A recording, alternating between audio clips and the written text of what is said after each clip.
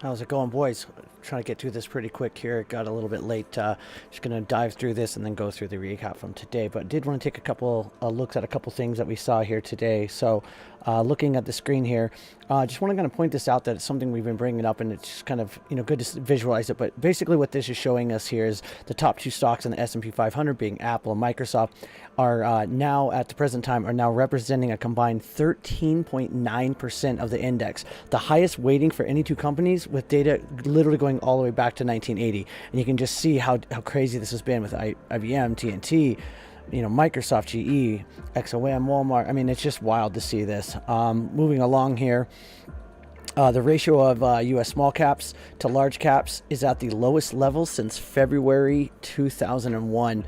Total returns over the last 10 years, you can see here with U.S. large caps, SPY, a positive 209% gain, small caps, positive 110% gain. Just thought that was pretty crazy to see, and we've been talking about this all week, so wanted to show that, and we'll talk about that more as we move along towards getting into summer.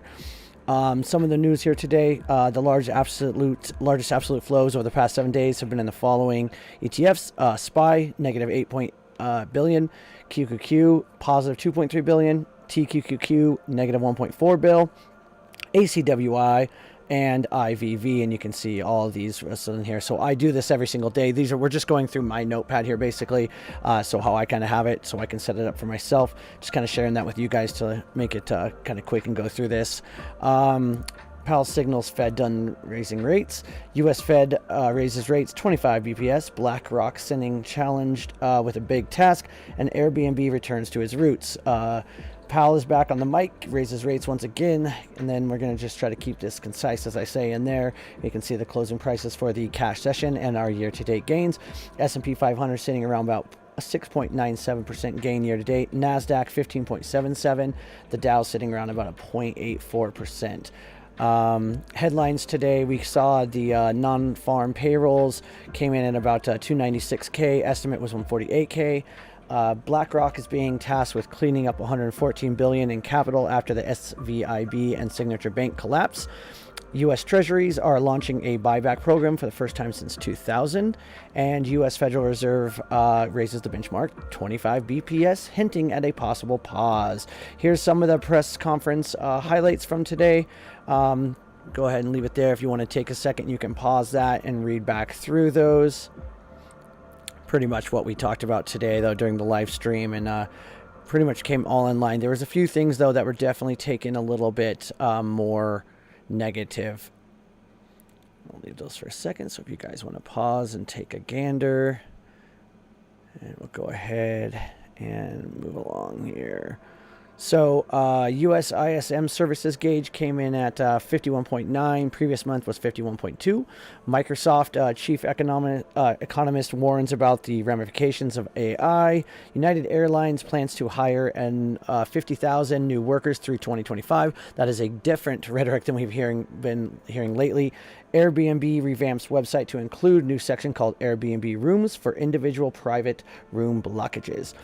Some of the earnings that we saw today were CVS, Qualcomm, Etsy, Melli, Estee Lauder, Hubs, and JFrog, ticker symbol FROG. Here's the heat map from today, or as we like to call it on days like today, the heat map. Pretty much what we were kind of expecting, but it is always kind of crazy to go back and look back at it there. Recap around the street. This chart here pretty much is displaying the historical Fed funds rate juxtaposed against key moments of the financial market volatility. The latest obviously being the SIVB collapse in mid-March 2023. Historical pattern for the FFR is that it does not remain at peak levels for very long before being cut, as peak Fed funds tend to coincide with economic financial stress that compels the Fed to reverse the tightening, and in hindsight implies over tightening. And we talked about this at length today, and this should come to as no surprise to anybody in here. I believe that's pretty much, yeah. And I've got some other stuff in here that I obviously keep track of, and things that I go through with, like the employment numbers, and I've got a few things here. The market preview tomorrow, Thursday, May 4th, ECB rate decision, which will be through tonight, jobless claims, and then Thursday earnings that will be important. We have Apple, Datadog, Shopify, Square, Coinbase, DraftKings, Peloton, TEAM, Lyft, mRNA, Booking, RCL, and COP. Friday, May 5th, non-farm payrolls, NFP that I've been talking about, and consumer credit. And then the only earnings that are really notable on Friday will be the AMC. And that is about it. Obviously this is all my stuff that I keep track of, but this isn't anything that we need to. So let's go ahead and move along to today's action. Let's get this replay on there real quick while I go through this. So today's FOMC day delivered a typical FOMC complexity. Essentially, we concluded last night's video by talking about how the probability on a normal day would be that as long as 41.31 holds, we could push back to 41.55, then 41.65.75 to back test the Tuesday breakdown trigger area where we were looking for a dip. This tracked pretty much perfectly today. We got the 11 a.m. sell down, you can see there, to 41.31, followed by a squeeze to our very first regular trading hour target at that 41.55 pivot.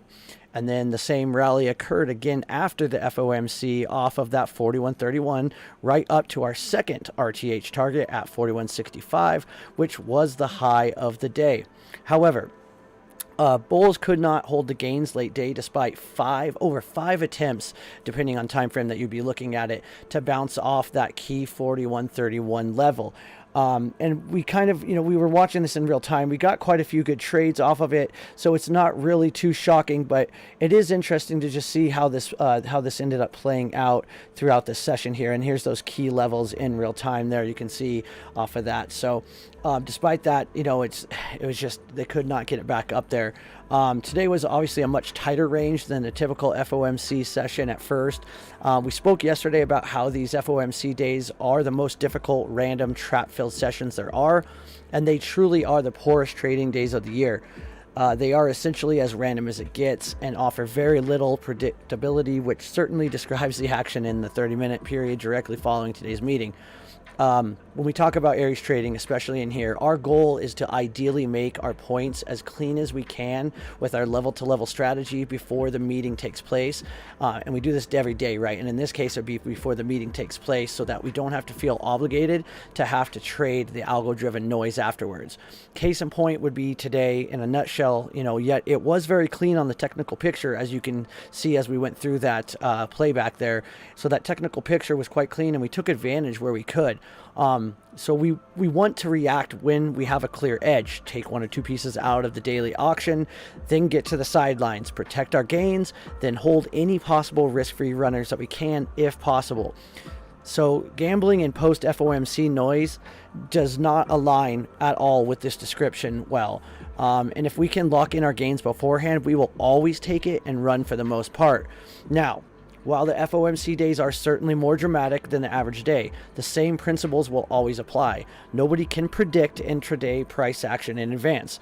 All one can really truly do is we can only truly know the true key actionable levels / zones and react to the setups in real time accordingly. And that's exactly what we push here every single day. We had a very nice level to level ping pong post FOMC between our 41.31 pivot and our 41.65.75 resistance zone for those who did trade it. So the question is now here, where does this leave us? So let's go ahead and take a look, quick review of the core price structures, because most of these are unchanged from the prior day, the prior days, I should say. And therefore we should all be quite familiar with, even remotely paying attention. It should be quite familiar with these, and I'm going to leave these as they all are. Obviously I kind of clean them up as we're going intraday, but this is the bigger picture here. So number one is the core rising channel that we can see here in green. It's a little bit hidden with the megaphone, but we'll get to that. The first one, that was this green structure here. This has been our core trading structure all of the month of April. So resistance now is going to be around this 42.18 area.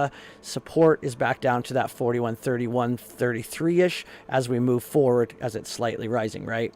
This has been a critical pivot for a week, and the core level we have been trading over and over and over.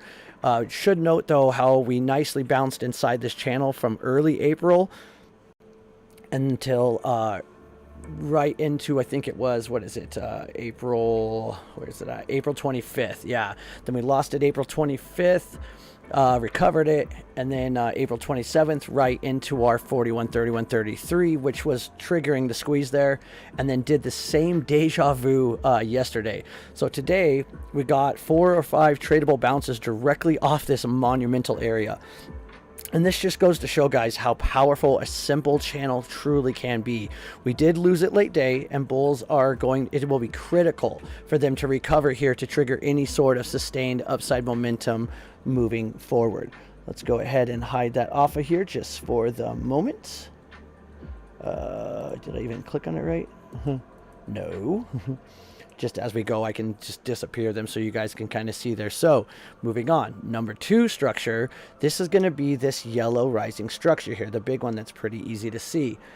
This yellow rising channel is basically connecting the March low, right? And if you guys remember, this was our inverted head and shoulders. This would have been the head. So this is connecting the March low, and then with all the way to last week's low here. And so now support of this would be, ironically, today was 41.07 to 41.10. Sound familiar?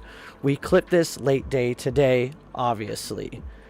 So not going to erase that, because number 3 ties in where we hit number 2 late day, being this orange descending channel that began in mid-April that we played off today, as well as the major confluence to go long off of this yellow. And you can see they crossed. I mean, boys, it don't get no cleaner than that. And it's a little bit tricky here on the 4 hour.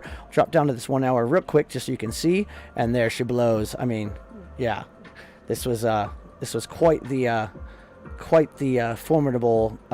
You can just see, I mean, that's where they're crossing. I mean, just, yeah, of course we're going to take that, right? And we did, and we played it out in real time. You can read it back in Discord. Most of you were on there anyway, so you know exactly what I'm talking about. So yeah, that was the confluence to go long, as we explained in real time. And then, of course, number 4 being the megaphone in purple. And this megaphone structure has controlled the action for weeks. And until this breaks out decisively, ES is essentially in a massive consolidation, with all the way down to 40.53 support, up to about 42.30 as our resistance. So let's go back on over to this chart, and let's jump into a 15-minute so we can talk about tomorrow. And all I'm going to go to and do this kind of quickly is what we're looking at for tomorrow.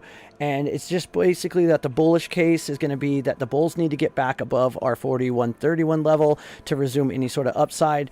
And longs are essentially in risky position below there. So the immediate support to watch for tomorrow, though, is going to be this 41.10.07 and 40.99 support cluster, which we tested there late day. So this support is of those rising channels, right? The yellow and then descending orange. So as long as this keeps holding, the bull case would look something like, we could kind of draw it out like this, where it'd be something, you know, we're kind of already started a little bit here after hours, but like 41.23, somewhere in there, you know, try to get a little bit of a dippy, bounce back up to 41, you know, 31-ish area, get a little dippy there, then for the reclaim and try to push back up to test back up to our 41.55, and then hopefully continue back to our 65.75, which is right back here. So essentially we just be moving back up these levels that we have here, right? We just be moving back up these that we played off of today. That's kind of would be that bullish scenario there. Now, yeah, let's go ahead and delete this guy. Jump back down to that 5-minute to make this a little bit easier. So short term, the bearish case is going to basically begin on the fail of the 41.07, 41.10. And I would put it right now as we're moving forward with these structures. You've got this first one right here around like 41.08. And then down here with the orange descending around 40.99, which perfectly plays out to our levels. Once again, that's why these key levels, plenty of people can put lots of lines on the chart. We only need these few lines, and we can trade from them over and over, and we have been. And that's how we'd like to do it, and that's why we use the strategy we use. So again, we don't want to chase though, so we need to see some sort of reaction here or bounce before shorting. So after that good bounce to drain demand below 40.90, so something like 40.97, that would be the spot to look to play the level to level shorts. The same would be true for the failure of the 40.88 after any sort of bounce. Then we would like to consider a short in the 40.70s. So the way that this is going right now, if it was to, move up and then it starts to fail, we'd want to still see it consolidate. We wouldn't want to see it straight go down. And then once it drains this for a good few hours, like I'm talking like a good 4 or 5 hours of that, then it fails. Then we know that it's a sustained down move and not just a little trap like we've been seeing so much lately. So basically the summary is for tomorrow, the yellow channel support 4107, 4110 is going to be key with that 40.99 just below there. We did test that late day, so as long as that continues holding, there is a path to back test back up the levels, being 41.31 absolutely critical. This will be the key inflection point, and reactions there will be so important to tell whether it's the sell in May and go away type play is happening seasonality, or if bulls can reclaim it, then we more than likely will start to work back up. And if we don't, then we will start looking at a true sell leg down, targeting 40.99, 40.86, 40.55, all the way down to the 39.50 more than likely. But of course, we'll play those as they go and as we kind of trail down there. Now, I'm going to hop over into Discord for a few. We'll be on in the morning for pre-market update to go through everything, update what we just had over here, and we'll go from there 9 a.m. So I hope to see you guys in there. Hopefully this helps, and let's try to finish these next couple days out strong. Apple earnings should give us a little bit of movement and should be very telling whether it goes one way or the other. That is yet to say, so we will just have to see where we can go from there. One thing I do want to point out here is on this volume profile today. This was really important here, and this is going to be important for tomorrow because this level lines up. It's 4102 on ES, and we broke below the value area, and they were able to buy it back in. Then one last thing here is going to be looking at what it did on the Nasdaq here, and this is why we talked about it so much today. You can see we were way overextended, and this has been the key for the last couple of days that we were talking about, as people were talking about how easy this was just going to keep going up. It was so easy it was going to go up. That is not what we were expecting, and this is exactly what we wrote in Discord many times. It's on every update, every video that we put out, and what we saw today was a beautiful push down, healthy for the bulls, believe it or not, and look where we went, directly to the point of control, and since then we have bounced. That is about as clean as it gets when you play these technicals, understanding order flow, understanding market profile, and you can do this every single day. We have seen this every single day for weeks on end, at least one, if not two opportunities. Today we saw about 4 or 5, and this will not stop. This will continue to be the same, whether we're in consolidating based sideways, boring markets, or if we start to trend. We can play this over and over and over, and we truly plan on doing that. Have a good night, boys, and I will see you guys in the morning. Cheers, boys.